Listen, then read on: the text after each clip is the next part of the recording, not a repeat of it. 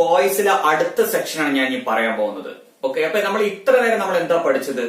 ഒരു assertive sentence കണ്ടാൽ എങ്ങനെ പാസീവ് വോയിസിലേക്ക് മാറ്റണം, അതാണ് നമ്മൾ ഇത്ര നേരം പഠിച്ചത് അല്ലെ. അസേർട്ടീവ് സെന്റൻസ് പറഞ്ഞാൽ എന്താ?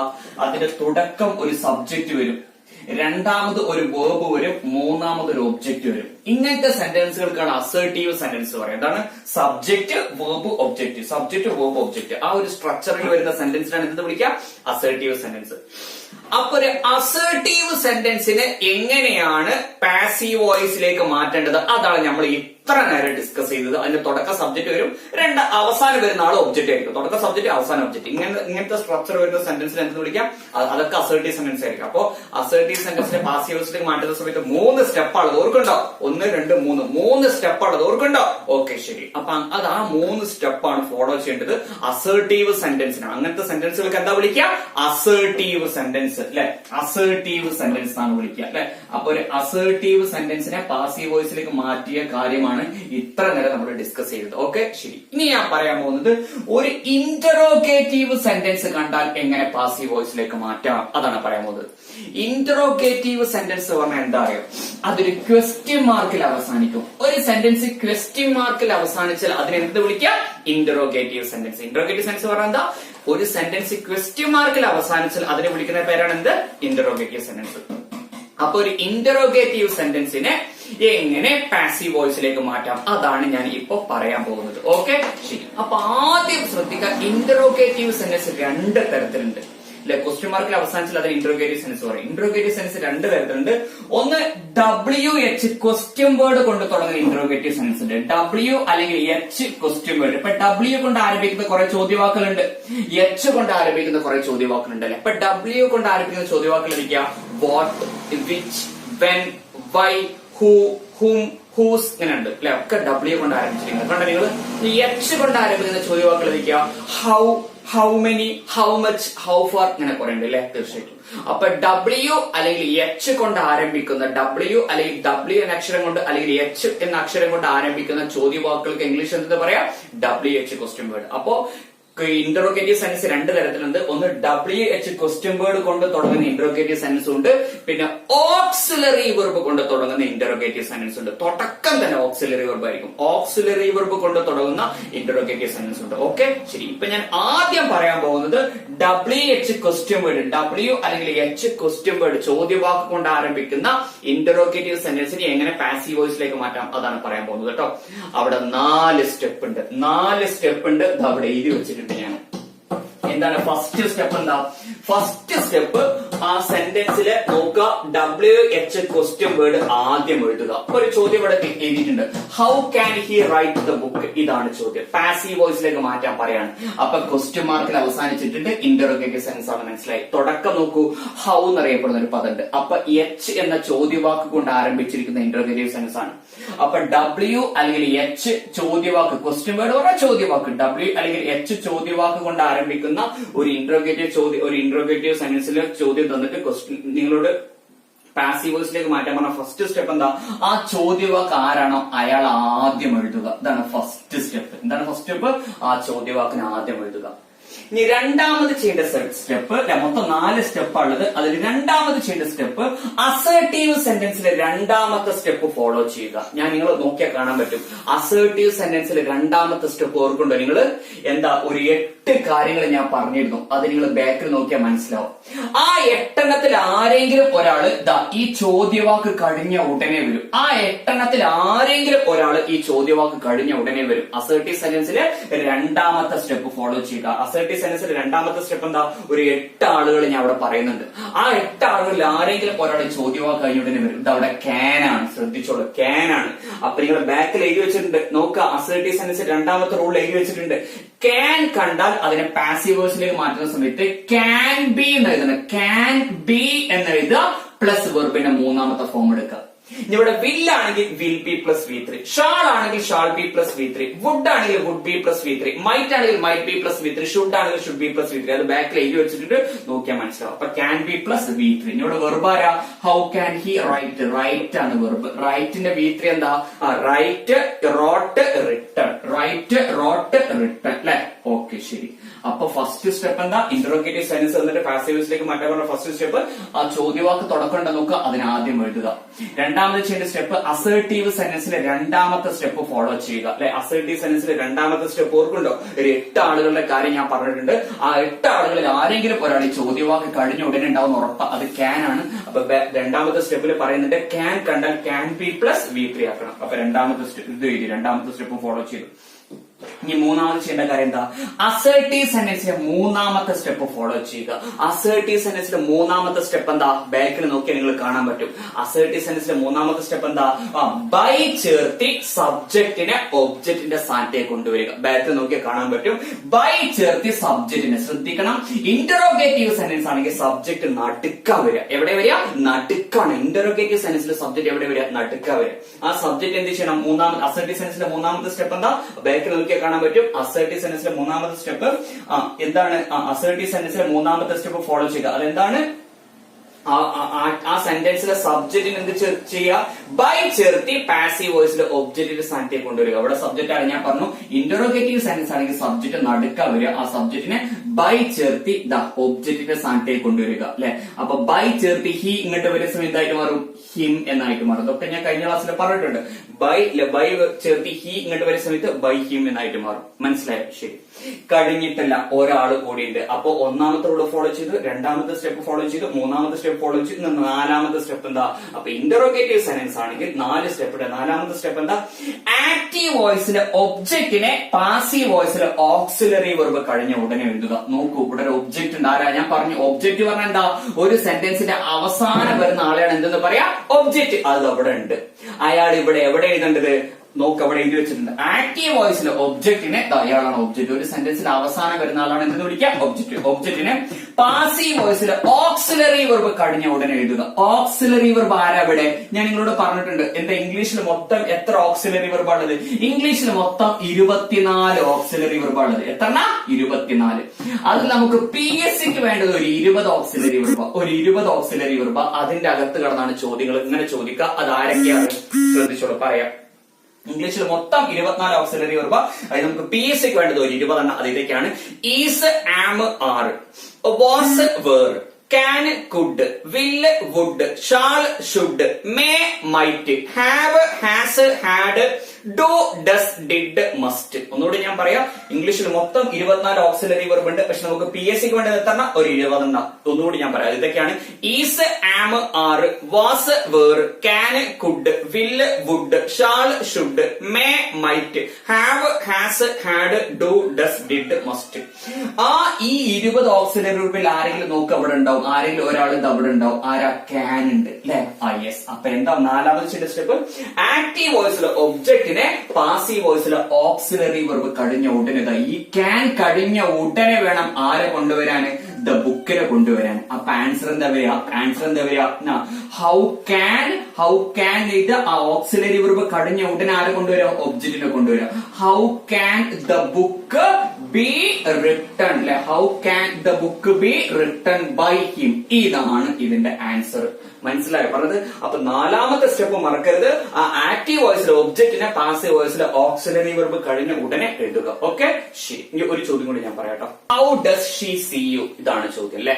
How does she see you, ഇതാണ് ചോദ്യം. ഓക്കെ, അപ്പൊ ക്വസ്റ്റ്യൻ മാർക്കിൽ അവസാനിച്ച് ഇന്ററോഗേറ്റീവ് സെൻസ് ആണ്, മനസ്സിലായി. പിന്നെ H കൊണ്ട് ആരംഭിച്ചിരിക്കുന്ന ഇന്ററോഗേറ്റീവ് സെൻസ് ആണ്, അല്ലെ? തീർച്ചയായും. അപ്പോ W അല്ലെങ്കിൽ H കൊണ്ട് ആരംഭിച്ചിരിക്കുന്ന ഒരു ഇന്ററോഗേറ്റീവ് സെൻസ് ആണെങ്കിൽ പാസീവ് വോയിസിലേക്ക് മാറ്റാൻ 4 സ്റ്റെപ്പ് ഉള്ളത്. ഫസ്റ്റ് സ്റ്റെപ്പ് എന്താ, ആ W കൊണ്ട് അല്ലെങ്കിൽ H കൊണ്ട് ആരംഭിക്കുന്ന ചോദ്യവാക്കിനെ അതേപോലെ താഴെ എടുത്തിടുക. ഇതാണ് ഫസ്റ്റ് സ്റ്റെപ്പ്. ഇനി രണ്ടാമത് ചെയ്യേണ്ട സ്റ്റെപ്പ് എന്താ, അസേർട്ടീവ് സെന്റൻസിലെ രണ്ടാമത്തെ റൂള് ഫോളോ ചെയ്യുക, അല്ലെ?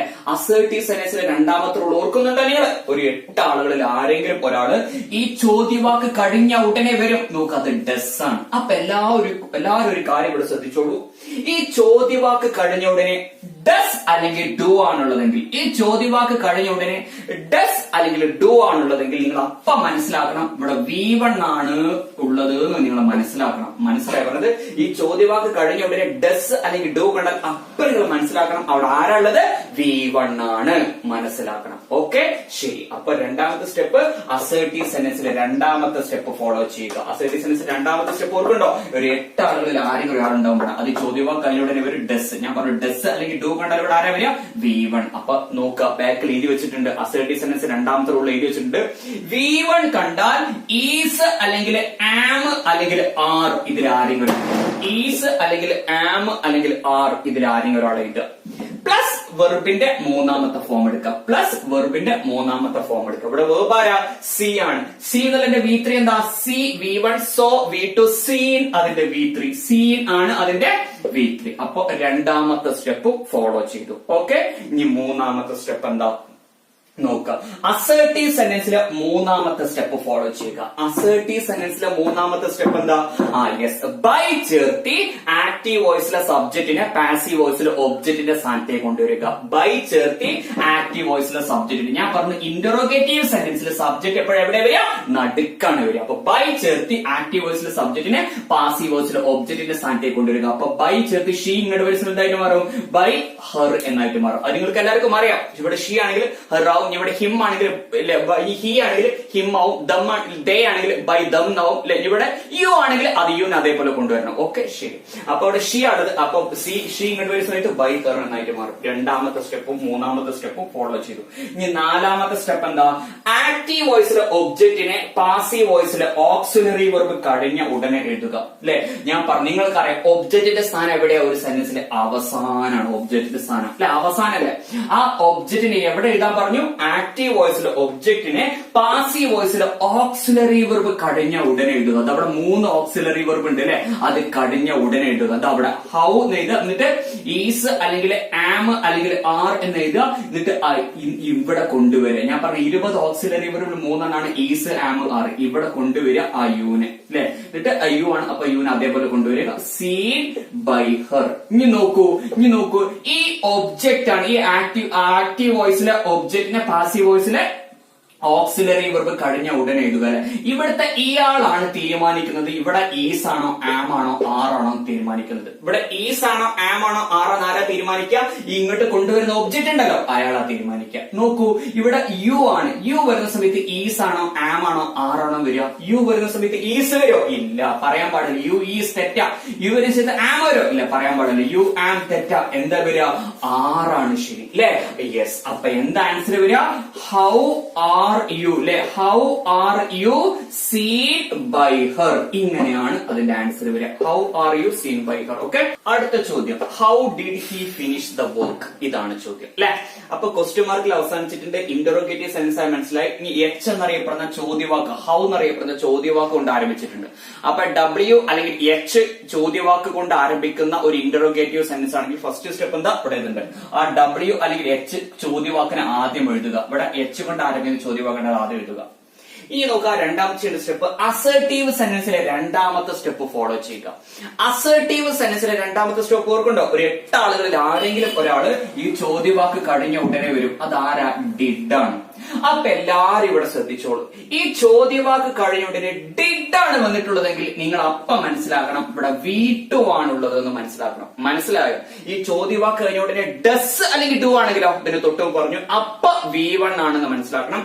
അതേസമയം ഈ ചോദ്യവാക്ക് കഴിഞ്ഞ ഉടനെ ഡിഡ് ആണ് വന്നിരിക്കുന്നതെങ്കിൽ അപ്പൊ നിങ്ങൾ മനസ്സിലാക്കണം ഇവിടെ ആരാണ്, V2 ആണ് ഉള്ളത് എന്ന് മനസ്സിലാക്കണം നിങ്ങൾ. ഓക്കെ, ശരി. അപ്പൊ രണ്ടാമത്തെ സ്റ്റെപ്പ് എന്താ, അസേർട്ടീവ് സെന്റൻസിലെ രണ്ടാമത്തെ സ്റ്റെപ്പ് ഫോളോ ചെയ്യുക. അസേർട്ടീവ് സെന്റൻസിലെ രണ്ടാമത്തെ സ്റ്റെപ്പ് എന്താ, ആ 8 ആളുകളിൽ ആരെങ്കിലും ഒരാൾ ഓർക്കുണ്ടോ, ആ 8 ആളുകളിൽ ആരെങ്കിലും ഒരാൾ ഈ ചോദ്യവാക്ക് കഴിഞ്ഞ ഉടനെ വരും. അതാരാ, ഡിഡ് അല്ലെ. ഞാൻ പറഞ്ഞു ഡിഡ് ആണ് ചോദ്യവാക്ക് കഴിഞ്ഞ ഉടനെ വന്ന ഇവിടെ V2 ആണെന്ന് നിങ്ങൾ മനസ്സിലാക്കണം. അപ്പൊ നിങ്ങൾക്കറിയാം V2 ആണുള്ളതെങ്കിൽ അതെന്താക്കി മാറ്റണം, വാസ് അല്ലെങ്കിൽ വേർ ഇതിൽ ആരെങ്കിലും ഒരാൾ എഴുതുക, പ്ലസ് വെർബിന്റെ മൂന്നാമത്തെ ഫോം എടുക്കുക. വാസ് അല്ലെങ്കിൽ വേർ ഇതിൽ ആരെങ്കിലും ഒരാൾ എഴുതുക, പ്ലസ് വെർബിന്റെ മൂന്നാമത്തെ ഫോം എടുക്കുക. നോക്കൂ, V3 ഫിനിഷ് അല്ല വെർബ്. ഇവിടെ ആ ഫിനിഷിന്റെ V3 എന്താ, ഫിനിഷ്ഡ്. ഫിനിഷിന്റെ V3 എന്താ, ഫിനിഷ്ഡ്. അപ്പൊ രണ്ടാമത് ചെന്ന സ്റ്റെപ്പായി. ഇനി മൂന്നാമത് ചെന്ന സ്റ്റെപ്പ് എന്താ, അസേർട്ടീവ് സെന്റൻസിലെ മൂന്നാമത്തെ സ്റ്റെപ്പ് ഫോളോ ചെയ്യുക. അസേർട്ടീവ് സെന്റൻസിലെ മൂന്നാമത്തെ സ്റ്റെപ്പ് എന്താ ഓർക്കുന്നുണ്ടോ, ബൈ ചേർത്തി ആക്റ്റീവ് വോയിസിലെ സബ്ജക്റ്റിനെ പാസീവ് വോയിസിലെ ഒബ്ജക്റ്റിന്റെ സ്ഥാനത്തേക്ക് കൊണ്ടുവരിക. ഞാൻ പറഞ്ഞിട്ടുണ്ട് നിങ്ങളോട് ഇന്ററോഗേറ്റീവ് സെന്റൻസിലെ സബ്ജക്റ്റ് എപ്പോഴും നടുക്കാണ് വരിക. ഓക്കെ, ആ സബ്ജക്റ്റിന് എന്ത് ചെയ്യുക, പാസീവ് വോയിസിലെ ഒബ്ജക്റ്റിന്റെ സ്ഥാനത്തേക്ക് കൊണ്ടുവരിക.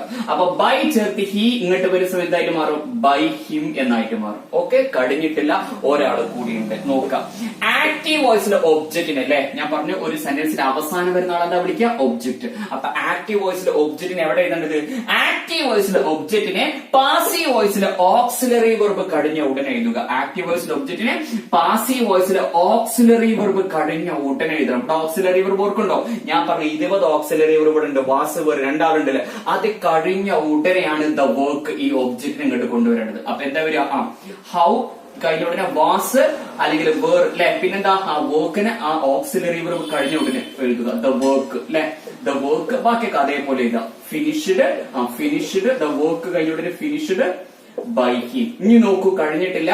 ഇവിടെ വാസ് ആണോ വേറാണോ എന്ന് ആരാ തീരുമാനിക്കുക, ഇവിടെ ഹാസ് ഹാവ് ആണെങ്കിൽ ഹാസ് ആണോ ഹാവ് ആണോ ആരാ തീരുമാനിക്കുക, ഇവിടെ ഈസ ആമോ ആറാണെങ്കിൽ ഈസ് ആണോ ആമോണോ ആറാന്ന് ആരാ തീരുമാനിക്കുക, ഇയാളാണ് തീരുമാനിക്കുക അല്ലെ. ഇങ്ങോട്ട് കൊണ്ടുവരുന്ന ഒബ്ജക്റ്റ് ഉണ്ടല്ലോ അതാണ് തീരുമാനിക്കുക. വർക്ക് ആണ്, ജോലി സിംഗുലർ ആണ്, ഒന്നേ ഉള്ളൂ. ആ വർക്ക് ആണ് തീരുമാനിക്കുന്നത്. ഇവിടെ വാസ് വേറാണെങ്കിൽ വാസാണോ വേറാണോ, ഇനി ഹാസ് ഓ ഹാവ് ആണെങ്കിൽ ഹാസ് ആണോ ഹാവ് ആണ് തീരുമാനിക്കുന്നത്. ആ ഇങ്ങോട്ട് കൊണ്ടുവരുന്ന ഒബ്ജക്റ്റ് ആണ് തീരുമാനിക്കുക. വർക്ക് സിംഗുലർ ആണ്, വർക്ക് എന്ന് പറഞ്ഞാൽ ജോലി ഒന്നേ ഉള്ളൂ അവിടെ. അപ്പൊ വാസ് വേറെ, വാസാണ് ചേർക്കേണ്ടത്, വാസാണ് ചേർക്കേണ്ടത്. അപ്പൊ എന്താ ആൻസർ എന്താ വരിക, how was the work finished by him. ഇതാണ് അതിന്റെ ആൻസർ. ഓക്കെ, ഇങ്ങനെയാണ് കാണേണ്ടത്. അപ്പൊ ഇങ്ങനെയാണ് ഒരു ഇന്ററോഗേറ്റീവ് സെൻസ്. അത് എങ്ങനെ ഇന്ററോഗേറ്റീവ് സെൻസ്, ഡബ്ല്യു അല്ലെങ്കിൽ എച്ച് ചോദ്യവാക്ക് കൊണ്ട് ആരംഭിക്കുന്ന ഇന്ററോഗേറ്റീവ് സെൻസ് ആണെങ്കിൽ ഇങ്ങനെയാണ് പാസീവ് വോയിസിലേക്ക് മാറ്റേണ്ടത്. ഈ 4 സ്റ്റെപ്പ് അവിടെ ഫോളോ ചെയ്യണം. ഓക്കെ, വേറൊരു ചോദ്യം, R you reading news paper അല്ലെ. നോക്കൂ, ക്വസ്റ്റ്യൻ മാർക്കിൽ അവസാനിച്ചിട്ടുണ്ട്. ഇന്ററോഗേറ്റീവ് സെൻസിന്റെ ഭാഗത്തുള്ള ചോദ്യം മനസ്സിലായി അല്ലെ. ഞാൻ പറഞ്ഞിട്ടുണ്ട് നിങ്ങളോട് ഇന്ററോഗേറ്റീവ് സെൻസ് 2 തരത്തിലുണ്ട്. ഒന്ന് ഡബ്ല്യു എച്ച് ചോദ്യവാക്ക്, ഡബ്ല്യു കൊണ്ട് അല്ലെങ്കിൽ എച്ച് കൊണ്ട് ആരംഭിക്കുന്ന ക്വസ്റ്റ്യൻ വേർഡ് അല്ലെ, ഡബ്ല്യു അല്ലെങ്കിൽ എച്ച് ചോദ്യവാക്ക് കൊണ്ട് ആരംഭിക്കുന്ന ഇന്ററോഗേറ്റീവ് സെൻസ് ഉണ്ട്. ഇനി ഓക്സിലറി വെർബ് കൊണ്ട് ആരംഭിക്കുന്ന ഇന്ററോഗേറ്റീവ് സെൻസ് ഉണ്ട്. ഇനി ഞാൻ പറയാൻ പോകുന്നത് ഒരു ഓക്സിലറി വെർബ് കൊണ്ട് ആരംഭിക്കുന്ന ഇന്ററോഗേറ്റീവ് സെൻസ് ആണെങ്കിൽ എങ്ങനെയാണ് പാസീവ് വോയിസിലേക്ക് മാറ്റേണ്ടത്. വളരെ സിമ്പിൾ, അതാണ് ഞാൻ പറയുന്നത്. എന്താണ് ഓക്സിലറി വെർബ് കൊണ്ട് ആരംഭിച്ചിരിക്കുന്ന ഇന്ററോഗേറ്റീവ് സെൻസ് ആണെങ്കിൽ എങ്ങനെയാണ് പാസീവ് വോയിസിലേക്ക് മാറ്റുക, അതാണ് ഇപ്പൊ പറയാൻ പോകുന്നത് കേട്ടോ. ശ്രദ്ധിച്ചോളൂ. നോക്കുക, അവിടെ 3 സ്റ്റെപ്പാണുള്ളത്. അതിൽ ഓരോന്നായിട്ട് ഫോളോ ചെയ്യുക. നോക്കൂ, are you reading the book. Are എന്ന് പറഞ്ഞാൽ എന്താണ്, ഓക്സിലറി വെർബ്. ഓക്സിലറി വെർബിന്റെ കാര്യം തൊട്ടുമുമ്പ് ഞാൻ പറഞ്ഞു, ഓർക്കല്ലേ, ആർ ഓക്സിലറി വെർബ് ആണ്. അപ്പൊ ഓക്സിലറി വെർബ് കൊണ്ട് ആരംഭിച്ചിരിക്കുന്ന ഇന്ററോഗേറ്റീവ് സെൻസ് ആണെങ്കിൽ ഫസ്റ്റ് സ്റ്റെപ്പ് എന്താ, അതിനെ ഒരു അസേർട്ടീവ് സെന്റൻസ് ആക്കി മാറ്റുക. അസേർട്ടീവ് സെന്റൻസ് പറഞ്ഞാൽ എന്താ, നിങ്ങൾക്ക് അറിയാം, ആദ്യം സബ്ജക്ട് വരും, പിന്നെ ഒബ്ജക്ട് വരും, ഇല്ല ആദ്യം സബ്ജക്ട് വരും, പിന്നെ വെർബ് വരും, പിന്നെ ഒബ്ജക്ട് വരും. അപ്പൊ അസേർട്ടീവ് സെന്റൻസ് പറഞ്ഞാൽ ആദ്യ സബ്ജക്റ്റ് ആണ്. അസേർട്ടീവ് സെന്റൻസിന്റെ പ്രത്യേക തുടക്കത്തിൽ ആരാ വരിക, സബ്ജക്റ്റ് വരിക. അപ്പൊ ഒരു ഓക്സിലറി വെർബ് കൊണ്ട് ആരംഭിച്ചിരിക്കുന്ന ഇന്ററോഗേറ്റീവ് സെന്റൻസ് ആണെങ്കിൽ അതിനെ എങ്ങനെയാണ് ഒരു അസേർട്ടീവ് സെന്റൻസ് ആക്കുക എന്ന് പറഞ്ഞാൽ സിമ്പിൾ ആണ്.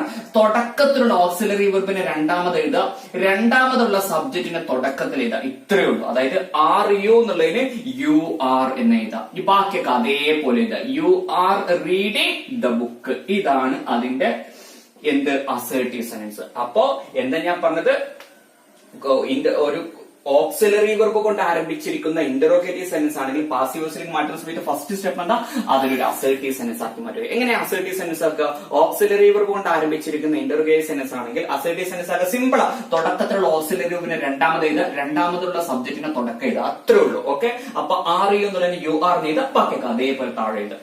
ഇനി രണ്ടാമത് ചെയ്ത സ്റ്റെപ്പ് എന്താ, ആ അസേർട്ടീവ് സെന്റൻസിന്റെ പാസീവ് വോയിസ് കാണുക. നോക്കൂ, you are reading the book. ഇതൊരു അസേർട്ടീവ് സെന്റൻസ് ആണ്. അസേർട്ടീവ് സെന്റൻസിന്റെ പാസീവ് വോയിസ് കാണാൻ 3 സ്റ്റെപ്പ് ഉണ്ട്. തുടക്കം ഞാൻ പറഞ്ഞിട്ടുണ്ട്, ഓർക്കണ്ടോ. ഓക്കെ, ഫസ്റ്റ് സ്റ്റെപ്പ് എന്താ, ഒബ്ജക്റ്റിന്റെ സബ്ജക്റ്റിന്റെ സ്ഥാനത്തേക്ക് കൊണ്ടുവരിക. ഈ ദാ എന്നുള്ള പദം ബുക്കിന്റെ കൂടെ നിൽക്കുന്ന പദമാണ് കേട്ടോ. ദാ എന്നുള്ള പദം ബുക്കിന്റെ കൂടെ നിൽക്കുന്ന പദമാണ്. അതിനങ്ങോട്ട് കൊണ്ടുവരിക. ഇനി രണ്ടാമത് ചെയ്യുന്ന സ്റ്റെപ്പ് എന്താ? അല്ലെ, അസർട്ടീവ് സെന്റൻസിനെ പാസീവ് വോയിസിലേക്ക് മാറ്റിയാൽ രണ്ടാമത് ചെയ്യുന്ന സ്റ്റെപ്പ് എന്താ?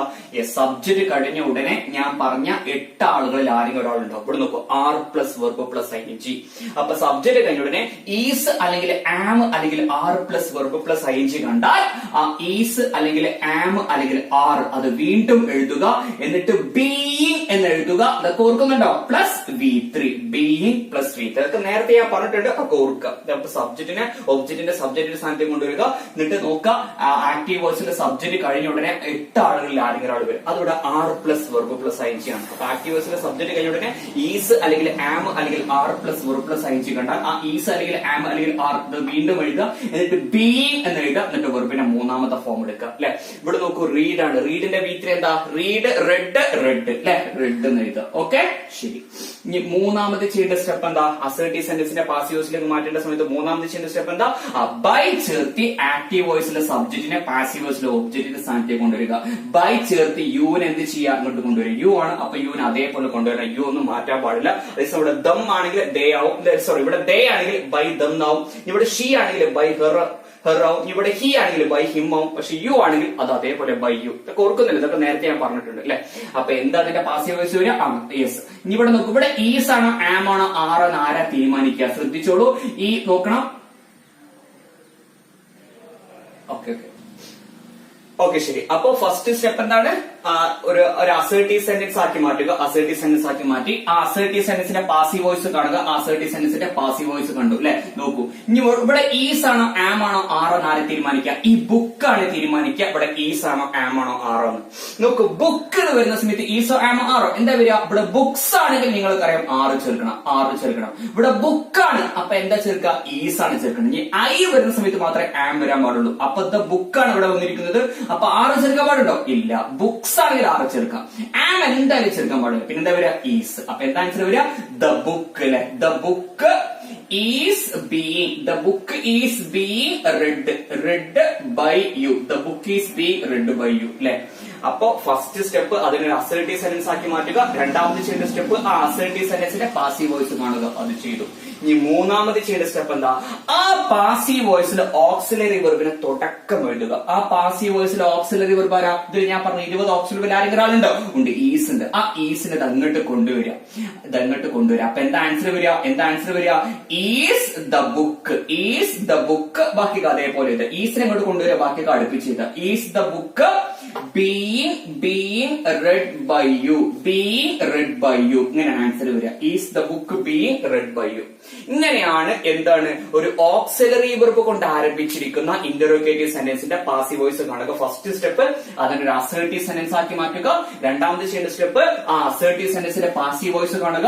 മൂന്നാമത് ചെയ്യേണ്ട സ്റ്റെപ്പ് ആ പാസീവ് വോയിസിലെ ഓക്സിലറി വെർബിനെ തുടക്കം എഴുതുക. ഓക്കെ, ഒരു ചോദ്യം കൂടി ഞാൻ has she passed the exam അല്ലെ. നോക്കൂ, ക്വസ്റ്റ്യൻ മാർക്കിൽ അവസാനിച്ചിട്ടുണ്ട്. ഇന്ററോഗേറ്റീവ് സെന്റൻസ് ആണ് മനസ്സിലായി. പിന്നെ നോക്കൂ, ഹാസ് എന്നറിയപ്പെടുന്ന പദമുണ്ട്. ഹാസ് ഞാൻ പറഞ്ഞ 20 ഓക്സിലറി വെർബിൽ ഒന്നാണ് ഹാസ്. ഓർക്കണ്ടോ? ഞാൻ പറഞ്ഞ 20 ഓക്സിലറി വെർബിൽ ഒന്നാണ് ഹാസ്. അപ്പൊ ഓക്സിലറി വെർബ് കൊണ്ട് ആരംഭിച്ചിരിക്കുന്ന ഇന്ററോഗേറ്റീവ് സെന്റൻസ് ആണ്. അപ്പൊ ഓക്സിലറി വെർബ് കൊണ്ട് ആരംഭിച്ചിരിക്കുന്ന ഇന്ററോഗേറ്റീവ് സെന്റൻസ് ആണെങ്കിൽ ഈ 3 സ്റ്റെപ്പ് ഫോളോ ചെയ്യുക. ഫസ്റ്റ് സ്റ്റെപ്പ് എന്താ? അതിനൊരു അസർട്ടീവ് സെന്റൻസ് ആക്കി മാറ്റുക അല്ലെ. അപ്പൊ ഓക്സിലറി വെർബ് കൊണ്ട് ആരംഭിച്ചിരിക്കുന്ന ഇന്ററോഗേറ്റീവ് സെന്റൻസ് ആണെങ്കിൽ അതിനെ എങ്ങനെ അസർട്ടീവ് സെന്റൻസ് ആക്കി മാറ്റുക? തുടക്കമുള്ള ഓക്സിലറി വെർബിന് രണ്ടാമത് എഴുതുക, രണ്ടാമതുള്ള സബ്ജക്റ്റിന് തുടക്കം എഴുതുക. ഇവിടെ ഹാസ് ഷീ എന്നുള്ളതിനെ തിരിച്ചെഴുതുക, ഷീ ഹാസ് എഴുതുക. അപ്പൊ എന്താ പറയുക? She has passed the exam. ഇതാണ് ഫസ്റ്റ് സ്റ്റെപ്പ് അല്ലെ. അതിനൊരു അസർട്ടീവ് സെന്റൻസ് ആക്കി മാറ്റുക.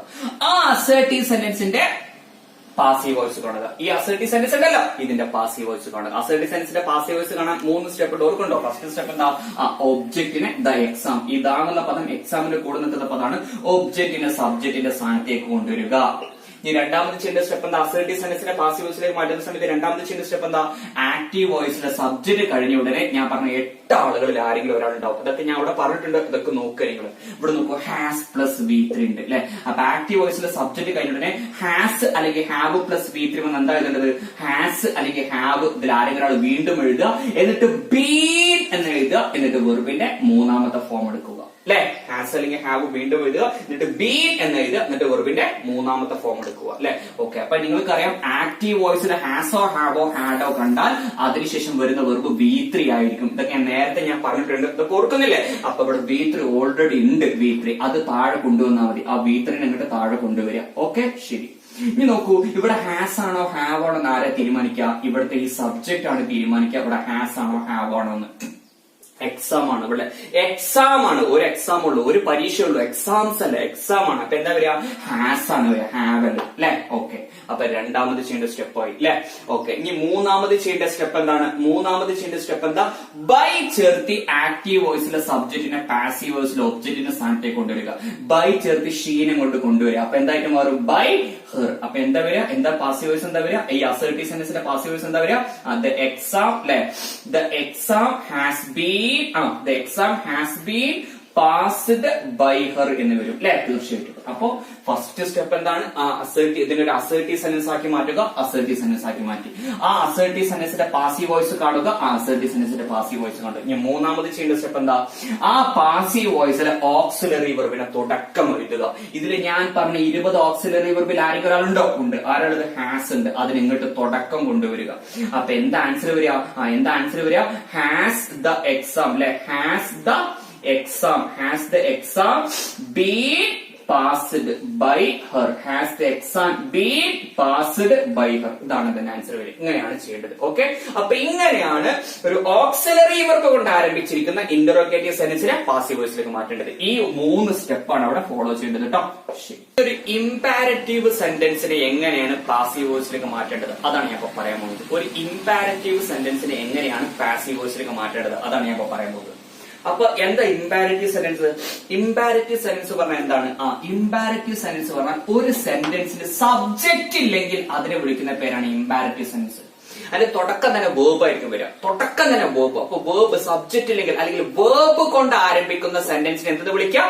ഇംപാരറ്റീവ് സെന്റൻസ്. തുടക്കം തന്നെ വേർബ് ആയിരിക്കും. ഇപ്പൊ come here, go there, take the book, don't touch the flower, help him please എന്നൊക്കെ അല്ലെങ്കിൽ ഡോണ്ട് വെച്ച് തുടങ്ങും. അല്ലെങ്കിൽ വേർബ് ഇവിടെ നെഗറ്റീവ് ആയതുകൊണ്ട് ഡോണ്ട് വന്നത്, ബാക്കിയൊക്കെ പോസിറ്റീവ് ആണ്. ഓക്കെ, ശരി. അപ്പോ ഇതൊക്കെ ഇംപാരറ്റീവ് സെന്റൻസ് ആണ്. ഇംപാരറ്റീവ് സെന്റൻസ് പറഞ്ഞാൽ എന്താ? അതിൽ സബ്ജക്ട് ഉണ്ടാവില്ല, തുടക്കം സബ്ജക്ട് ഉണ്ടാവില്ല. ഒരു സെന്റൻസിന്റെ തുടക്കം ഇവിടെ ഇവിടെ കം ഹിയർ എന്നാ പറയുന്നത്. ഐ കം ഹിയർ എന്നാണോ? ദേ കം ഹിയർ എന്നാണോ? വി കം ഹിയർ എന്നാണോ? യു ഗോ ദർ എന്നാണോ? ഐ ഗോ ദർ എന്നാണോ? അല്ല, വെറും go there.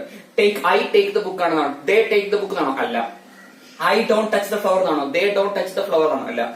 You help him ആണോ? ദേ ഹെൽപ്പ് ഹിം എന്നാണോ? ഇല്ല. വി ഹെൽപ്പ് അല്ല, വെറും ഹെൽപ്പ് ഹിം പ്ലീസ്, വെറും ഡോണ്ട് ടച്ച് ദ ഫ്ലവർ. അപ്പൊ ഒരു സെന്റൻസിൽ സബ്ജക്ട് ഇല്ലെങ്കിൽ അതിനെ വിളിക്കുന്ന പേരാണ് എന്ത്? ഇംപാരറ്റീവ് സെന്റൻസ്. എല്ലാവർക്കും അറിയുന്ന കാര്യം അല്ലെ, തീർച്ചയായിട്ടും. അപ്പൊ ഇംപാരറ്റീവ് സെന്റൻസിന്റെ പാസീവ് വോയിസ് എങ്ങനെ കാണാം അതാണ് പറയുന്നത്. ഇംപാരറ്റീവ് സെന്റൻസ് 2 തരത്തിലുണ്ട്. ഒന്ന് കമാൻഡ്, അടുത്തത് റിക്വസ്റ്റ്. കമാൻഡ് രൂപത്തിലുള്ള ഇംപാരറ്റീവ് സെന്റൻസ് അടുത്തൊരു ആജ്ഞയായിരിക്കും. റിക്വസ്റ്റ് ആണെങ്കിൽ അതൊരു അപേക്ഷയായിരിക്കും. അപ്പൊ ഇംപാരറ്റീവ് സെന്റൻസ് 2 തരത്തിലുണ്ട്. ഒന്ന് കമാൻഡ് ആജ്ഞ രൂപത്തിലുള്ളത്, അടുത്ത റിക്വസ്റ്റ് അപേക്ഷ രൂപത്തിലുള്ളത്. ഇപ്പൊ കം ഹിയർ ഇവിടെ വാ, ഇതൊരു ആജ്ഞയാണ്. ഗോ ദർ അവിടെ പോ, ഇതൊരു ആജ്ഞയാണ്. ടേക്ക് ദ ബുക്ക് ആ പുസ്തകം എടുക്ക്, ഇതൊരു ആജ്ഞയാണ്. ഡോണ്ട് ടച്ച് ദ ഫ്ലവർ ആ പൂ തുടരുത്, ഇതൊരു ആജ്ഞയാണ്.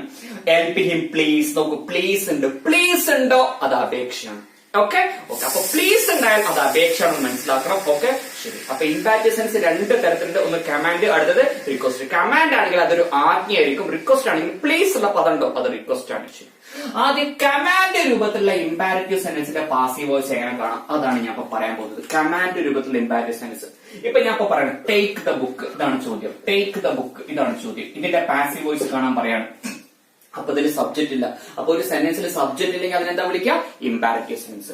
അപ്പൊ നോക്ക്, ഇതിന്റെ പാസീവ് വോയിസ് എങ്ങനെ കാണാം? ഇതാണ് അതിന്റെ സ്ട്രക്ചർ. ആദ്യം ലെറ്റ് എഴുതുക, പിന്നെ ഒബ്ജക്ട് എഴുതുക, പിന്നെ ബി എന്ന് എഴുതുക, പിന്നെ വെർബിന്റെ മൂന്നാമത്തെ ഫോം എടുക്കുക. ഇതാണ് കമാൻഡ് രൂപത്തിലുള്ള ഇംപാരറ്റീവ് സെന്റൻസിന്റെ പാസീവ് വോയിസ് കാണാനുള്ള ഫോർമുല.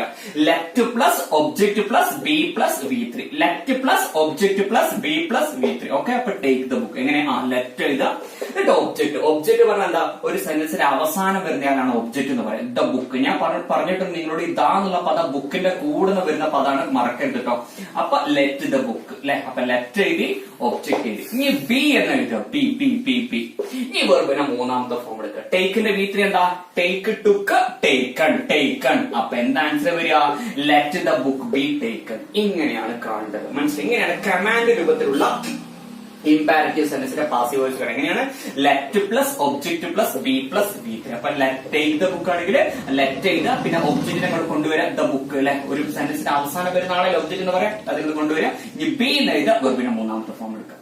അടുത്തത് ഇനി ശ്രദ്ധിച്ചോളൂ, ഡോണ്ട് കൊണ്ട് ആരംഭിക്കുന്ന ഒരു കമാൻഡ് ആണ്. ശ്രദ്ധിച്ചോളൂ, അത് ചോദിക്കാറുണ്ട്.